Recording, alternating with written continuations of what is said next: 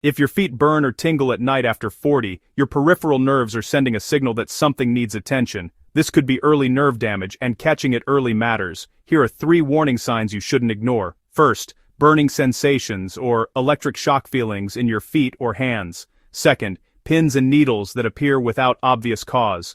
Third, symptoms that worsen at night when you lie down. If you're experiencing these, especially if you have diabetes or prediabetes, your nerves need support. Common causes include diabetes, B vitamin deficiencies, or circulation issues. Here's what helps. First, see your doctor to identify the underlying cause. Then, support your nerves with omega-3 rich fish, B vitamin rich foods like eggs and leafy greens, and manage blood sugar if that's a factor.